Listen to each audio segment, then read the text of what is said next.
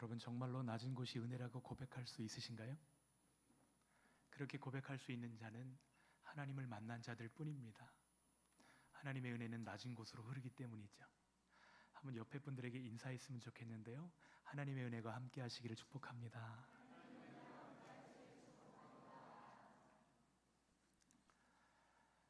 주님의 은혜가 날마다 누려지고 그 은혜의 통로로 살아가는 저와 여러분 되시기를 소원합니다. 우리는 모두 정도의 차이만 있을 뿐 하나님 앞에 죄인입니다. 그런 우리가 하나님 앞에 나아갈 수 있는 것은 예수님이 우리를 차별 없이 품어주셨기 때문입니다. 하나님이 우리에게 값 없이 은혜를 주셨기 때문이죠. 제가 신학교에 들어가면서 읽었던 책 중에 가장 충격적인 책이 있습니다. 필립 얀시의 놀라운 하나님의 은혜라는 책입니다. 지금도 기억에 남는 대목이 있습니다. 시카고에서 사역하시는 목사님이 한 율락 여성을 만나서 상담하시는 대목이 이야기로 적혀 있습니다. 사는 게 너무 힘들어서 자꾸 죄를 짓는다는 것이죠. 자기만 죄를 짓는 것이 아니라 자기가 사랑하는 사람들에게까지 아주 못된 죄를 짓는 그 이야기들을 기록하고 있습니다. 상담하던 목사님이 그 자매에게 이야기합니다. 혹시 교회는 가보셨나요? 왜 교회 가지 않으시죠? 가까운 교회 가서 도움 받아보실 생각은 없으신가요? 이렇게 물었더니 그 자매가 인상을 쓰면서 대답합니다. 교회요? 거기는 뭐하러 가요? 안 그래도 비참해 죽겠는데 가면 그 사람들 때문에 더 비참해질 거예요. 짤막한 이야기지만 은혜 없는 세상의 단면을 여실히 보여주는 이야기입니다. 하나님의 은혜를 보여주고 그 은혜의 복음을 전해야 될 교회가 오늘날 죄와 아픔에 매여 있는 사람들을 향해서 우리 교회 오세요, 우리 교회 다릅니다, 우리 교회에는 은혜가 있어요, 이렇게 초대할 수 있을까요? 세상은 차별과 배제의 원리로 작동합니다. 대개 사람들은 사회적 지위가 높고 교양을 갖춘 사람에게는 예의를 갖추지만 사회적 지위가 낮은 사람들에게는 함부로 대하는 경향이 있습니다. 여러분, 우리 교회는 그런가요? 안 그런가요? 주차장에서 어떠셨어요? 여러분, 고급차를 타고 들어오시는 분과 소형차를 타고 들어오시는 분과 우리 주차팀이 다르게 대하던가요? 전혀 그렇지 않습니다. 똑같이 대우합니다. 교회만큼은 다른 원리로, 은혜의 원리로 작동해야 될 줄 믿습니다. 예수님은 당시의 사람들이 교제하기에는 부적절하다, 함께해서는 안 되는 더러운 사람들이다 라고 말하는 사람들과 함께 식사하시고 함께 어울리십니다. 그들을 열린 마음으로 포용하시고 그들에게 복음을 들려주십니다. 우리의 주님이신 예수님께서 그리하셨다면 주님의 제자로 부름받은 우리들도 그리하기를 간절히 소원합니다. 예수님처럼 하기를 원합니다.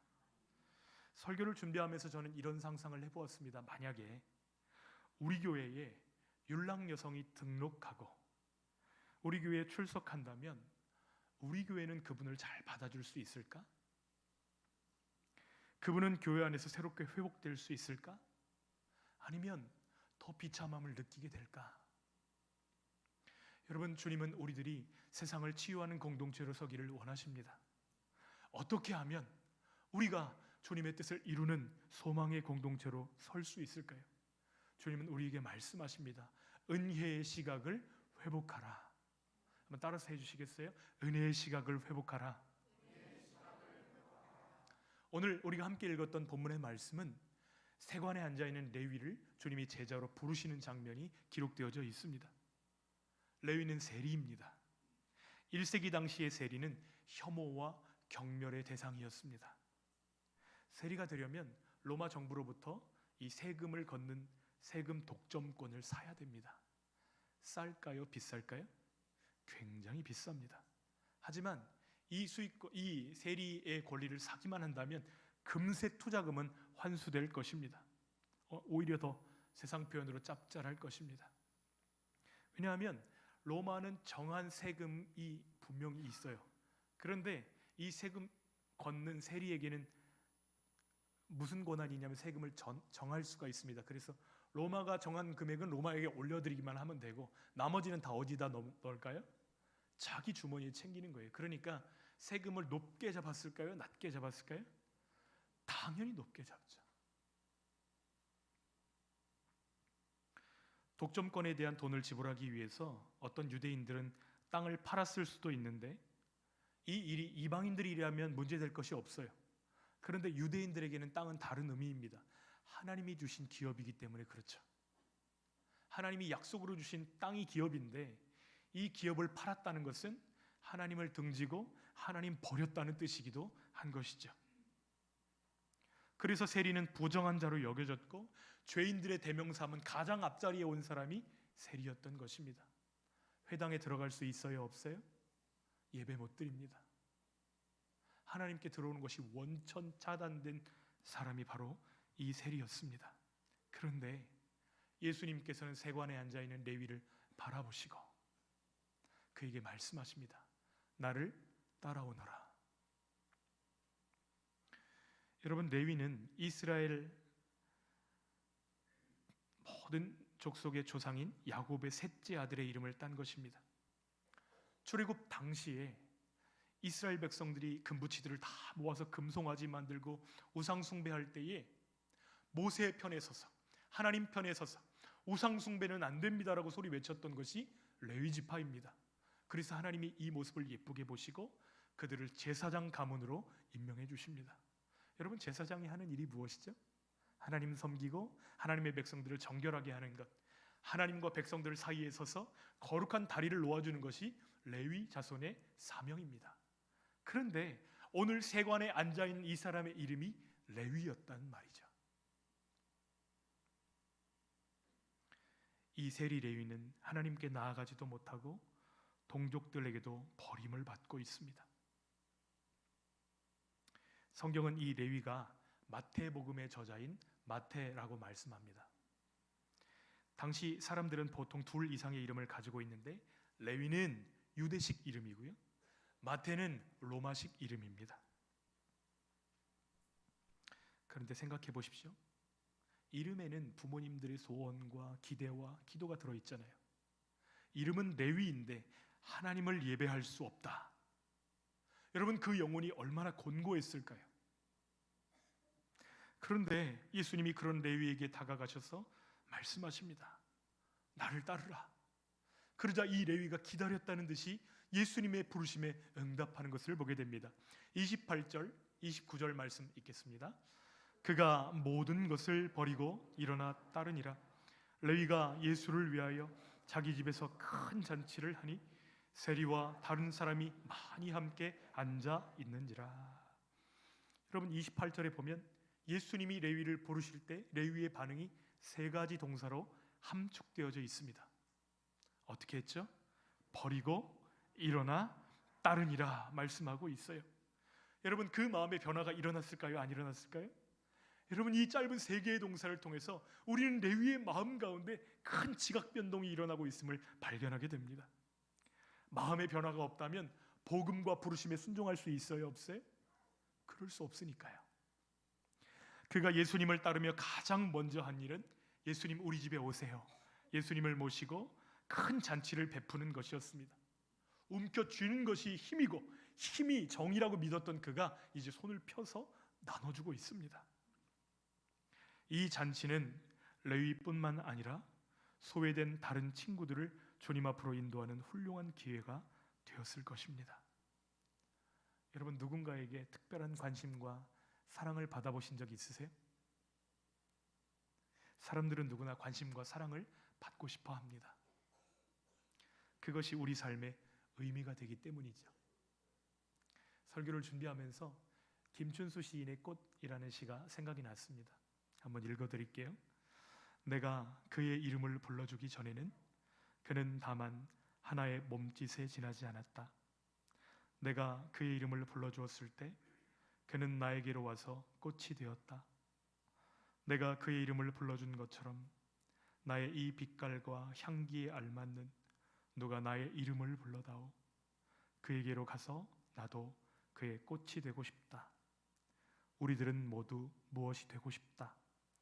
너는 나에게, 나는 너에게 잊혀지지 않는 하나의 눈짓이 되고 싶다.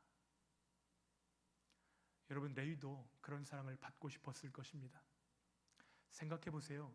동족의 고열을 빨아먹는, 그 다음에 XX라고 하면 레위 이렇게 불렀을까요? 아니면 레위 말고 다른 단어로 불렀을까요? 어느 누구 하나 그 이름을 제대로 불러주는 사람이 없었을 것입니다. 그런데 예수님께서 그를 바라보시다가 입을 열어서 부르시는 이름이 그의 이름 레위. 사랑스러운 말투로 그의 이름을 불러주셨을 것입니다. 그때에 이름을 부르시는 예수님으로 인해서 마음을 하나님께로 돌이키게 된 것입니다. 예수님이 은혜를 베풀어 주신 것이죠. 레위는 서둘러서 나만 아니라 우리 친구들도 예수님 만날 수 있도록 해주면 좋겠다. 그래서 자기가 아는 사람들에게 다 초대장을 보냅니다. 우리 집에서 잔치할 거니까 오셔서 자리를 빛내주십시오. 예수님이 상에서 함께 식사하시고 이야기도 나누시고 서로 노래할 때 같이 노래도 하시고 하면서 즐거워하십니다. 상식적으로 판단해 볼 때 그 동네에 있던 종교 지도자들 초대했을까요? 안 했을까요? 했을 거예요. 큰 잔치니까요. 어쨌든 과거의 죄인이었던 사람이 지금 광명을 얻었고 변화됐다. 그러니까 이들도 레위의 변화가 보고 싶었을 것입니다. 그런데 문 앞에 다다랐을 때에 그들은 그 집 안에 들어갈 수 있었을까요? 없었을까요? 그 집 안에 있는 사람들, 세리와 창녀와 죄인들, 가까이 하기 어려운 사람들이 그 집에 그득한 것을 보고 그들은 들어가기를 망설였을 것입니다. 아니, 망설이는 정도가 아니라 그들과 함께 먹고 마시고 즐거워하는 예수를 바라보면서 견딜 수 없었을 것입니다. 바리새인과 서기관들의 관심은 한 영혼이 돌아서서 하나님께로 가는 거에는 별로 관심이 없어요. 그들의 관심은 자신들의 지위와 권위와 그리고 자신들의 정치적 입지에 있었습니다. 명목상은 분명히 하나님을 섬기는 사람들인데 그들의 영혼은 건강하지 못한 것이죠. 그래서 죄인들과 함께 식사하시는 예수님을 맹렬히 비난합니다. 그들은 부정한 사람들과 함께 식사하는 것만으로도 내가 부정해진다고 여겼기 때문이에요. 하지만 예수님은 함께 식사하는 자들을 정죄하지 않으십니다. 오히려 그들과의 교제를 즐거워하시고 그것이 예수 그리스도께서 이 땅에 오신 목적임을 드러내 보여주십니다. 31절, 32절 말씀 읽겠습니다. 예수께서 대답하여 이르시되 건강한 자에게는 의사가 쓸데없고 병든 자에게라야 쓸데있나니 내가 의인을 부르러 온 것이 아니요 죄인을 불러 회개시키러 왔노라. 아멘. 이 바리새인들의 편견에 대해서 브레넌 매닝이라고 하는 신학자는 이런 말을 했습니다. 하나님과 인간 사이를 방해하는 것은 역설적이게도 우리의 엄격한 도덕성과 거짓된 경건이다. 회개를 제일 힘들어하는 자들은 매춘부나 세리들이 아니라 회개할 게 없다고 생각하는 경건한 사람들이다. 여러분, 만약에 의사가 환자를 바라보면서 저 환자 수술하면 피도 나고 더러운 것들 다 내 손에 묻혀야 될 텐데 이런 걱정한다면 그 의사는 결코 환자를 고칠 수 없을 것입니다. 여러분, 예수님께서는 그 죄인 하나, 하나님께서 구원하시기 원하시는 그 영혼 구원받는 것을 바라보시면서 그들을 만나주십니다. 찾아가십니다. 함께 하시고 식사하십니다. 여러분, 아무나 우리가 붙잡고 식사하는 건 아니잖아요. 그를 소중히 여긴다는 의미가 식사입니다. 예수님은 그 몸으로 그것을 표현하셨습니다. 부정한 자들을 만나주시고 만져주시고 고쳐주셨습니다. 세리와 죄인들이 함께 예수님과 식탁을 나누는 이 장면이야말로 예수님이 가져오신 하나님 나라가 어떤 곳인지를 가장 정확하게 보여주는 그림입니다. 하나님 나라는 잔치가 벌어지는 곳입니다. 하나님 나라는 죄인들이 회개하고 회복하는 곳입니다. 하나님 나라는 신분과 혈통이 아니라 믿음으로 들어가는 나라입니다. 바리새인들은 자신들의 죄를 고상함으로 포장합니다. 이들은 공개적으로 선을 행하고 긴 옷을 입고 그리고 다른 사람들의 죄를 지적함으로 나는 너희들보다 선하다 이것을 자랑했던 자들입니다. 그러나 예수님은 이런 교만하고 독선적인 종교 지도자들이 아니라 자신의 죄를 통감하고 이런 연약함을 주님 앞에 고백하는 자들을 기뻐하시는 줄 믿습니다. 그래서 잘 나가는 지도자들과 함께하는 것보다 낮고 천하고 약하지만 주님 제게는 주님이 필요합니다, 이렇게 얘기하는 자들과 식사하시는 것을 선택하신 것입니다. 여러분, 예수님과 우리가 친밀하고 깊이 있는 교제를 나누기 원하신다면 나에게 예수님이 필요합니다, 나 예수님 아니면 안 됩니다, 이것을 인정하고 고백하는 저희들 되어지기를 소원합니다. 예수님은 의인을 부르러 오신 것이 아니요 죄인을 불러 회개시키러 오셨기 때문입니다.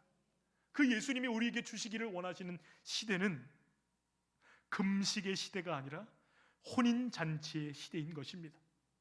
종교 지도자들이 손가락질을 하며 비난합니다. 요한의 제자들도 금식하고 바리새인의 제자들도 금식하는데 왜 당신의 제자들은 먹고 마시고 그 모양입니까? 여러분, 금식의 목적이 무엇이죠? 여러분, 왜 곡기를 끊고 하나님 앞에 기도하는 것이죠? 더 집중해서 하나님께 나아가고 먹는 것조차 잊어버릴 정도로 하나님과의 간절한 교제, 긴밀한 교제, 그 친밀함을 원하기 때문에 금식하는 거 아닙니까? 배고프면 모든 감각들이 예민해집니다. 한번 3일만 금식해 보세요. 그러면 소리들도 잘 들리고요, 음식 냄새는 어쩜 그렇게 맛있게 느껴지는지 모릅니다. 모든 감각들이 되살아납니다. 하나님을 향해서도 예민한 영적 감각들이 되살아나기 때문에 금식하라고 하시는 것이죠. 그런데 예수님의 요점은 제자들이 하나님께 집중하기 위해서 이들이 금식할 필요가 있다는 거예요, 없다는 거예요? 하나님 자신이신 그분이 사람의 몸을 입고 그들 가운데 오셔서 손만 뻗으면 만질 수 있는 거리에 함께하고 계십니다. 금식할 필요 있어요, 없어요? 없다는 거예요. 우리 어제도 결혼식이 있었는데 결혼식 하객들이 신랑과 함께 있을 때 음식도 안 먹고 슬픈 표정을 짓고 아무 일도 하지 않고 있다면 그 결혼식이 뭐가 되겠어요? 여러분, 우리 예수님은 신랑으로 오신 우리의 구원자이십니다. 그분이 우리에게 결혼잔치를 베풀고 계세요. 그분과 함께 즐거워하고 예수님이 나에게 오신 것을 기뻐하고 찬양하기를 기대하시는 것입니다. 그러므로 예수님의 제자들은 금식할 필요가 없는 것이죠. 하나님의 나라를 구하기 위해서, 하나님의 음성을 듣기 위해서 금식하는데 이미 그들 가운데 하나님의 나라가 임했으니까요. 금식은 옛 시대를, 혼인잔치는 새 시대를 상징합니다. 예수님이 이것을 몇 가지 비유를 들어서 또 설명해 주세요. 36절, 37절 말씀 같이 한번 읽겠습니다. 또 비유하여 이르시되 새 옷에서 한 조각을 찢어 낡은 옷에 붙이는 자가 없나니 만일 그렇게 하면 새 옷을 찢을 뿐이요 또 새 옷에서 찢은 조각이 낡은 것에 어울리지 아니하리라. 새 포도주를 낡은 가죽 부대에 넣는 자가 없나니 만일 그렇게 하면 새 포도주가 부대를 터뜨려 포도주가 쏟아지고 부대도 못 쓰게 되리라. 여러분, 집에 낡은 옷이 있는데 그 옷을 수선하기 위해서 바로 엊그제 새로 산 옷을 찢어가지고 거기다 기호 붙일 사람이 있을까요? 그것은 어리석은 일입니다. 또 새 포도주를 낡은 가죽 부대에 담는 사람들도 없을 것이라고 주께서 말씀하십니다. 왜냐하면 낡은 부대에는 신축성이 없어요. 뻣뻣합니다. 금세 찢어져 버려요. 새로운 부대는 부드럽습니다. 새로운 가죽은 그만큼 신축성이 있어요. 그런데 여러분, 음식을 발효시켜 보신 분들은 아시잖아요. 발효시킬 때는 이산화탄소와 여러 것들이 발생되면서 부피가 늘어나요, 줄어들어요? 늘어납니다. 그러니까 새 포도주를 담으려면 낡은 가죽 부대에 담으면 돼요, 안 돼요?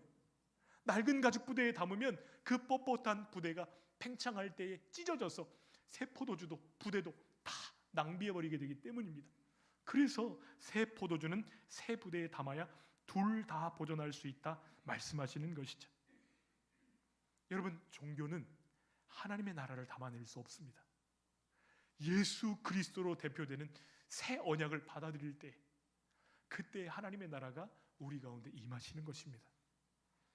옛것에 취해서 예수님과 함께 찾아온 그 은혜를 외면하는 것은 불행한 일입니다. 주님은 우리와 늘 새로운 감동으로 만나서 교제하기를 원하시는데, 우리는 늘 익숙함으로 주님께 나아가고 있지는 않은지 우리를 돌아보기를 원합니다. 여러분, 누가 선물 주는데 새 것으로 주는 게 좋아요? 중고로 주는 게 좋아요? 주기만 하면 좋죠. 그런데 새 것이 좋잖아요. 우리가 주님께 예배할 때도 그저 익숙해진 타성이 아니라 새 마음으로 주님을 예배하기 원합니다. 오늘은 주님이 어떤 은혜로 나를 만나 주실까 기대하는 마음으로 주님 앞에 나아가시기를 축복합니다. 여러분, 우리가 은혜의 시각을 회복하려면 사죄하시는 그 은총을 기억해야만 합니다. 내가 어떤 자였는지, 예수님 만나기 전에 그 세리의 삶, 세리 레위의 그 공허한 삶이 나에게도 있었다는 것을 기억해야만 합니다. 그래야 지금 연약하고 지금 부족하고 지금 넘어져 있는 형제들을 바라볼 때 지금의 모습이 최종 모습이 아니라 예수님이 그를 만지시고 회복케 하시고 변화시킬 것이다, 이 기대감을 가지고 볼 수 있기 때문이죠. 그런데 놀라운 것은 기대감을 가지고 그 사람을 바라볼 때 그가 영향을 받는다는 거예요. 여러분, 그런 시각으로 여러분의 남편을 바라보시고 여러분의 아내를 바라보시고 여러분의 자녀들을 바라보시기를 축복합니다. 나를 용서해 주신 그 은혜, 연약할 때 나를 품어주셨던 그 은혜, 그것을 기억함으로 다른 사람들을 대하는 저와 여러분 되시기를 축복합니다. 손가락질 해보세요. 그러면 손가락 3개는 항상 누구를 가리키고 있을까요? 네가 더 나쁜 놈이야. 우리 자신이 우리에게 이야기하는 것입니다. 여러분, 우리는 예수님 없으면 안 됩니다. 영적인 의사이신 예수님을 인정할 때에 우리에게 은혜의 시각이 열려지는 줄 믿습니다. 자신이 죄인이고 절망뿐이고 나에게 오신 예수님이 아니었다면 나 벌써 인생 망가졌을 텐데 주님이 나를 사랑해 주셨다. 그리고 그 주님은 레위를 만나 주셨고 나를 만나 주신 것처럼 또 다른 사람들을 만나 주실 것이다. 이것을 믿을 때에 우리 앞에 있는 형제들을 향해서 은혜의 시각이 열려지는 줄 믿습니다.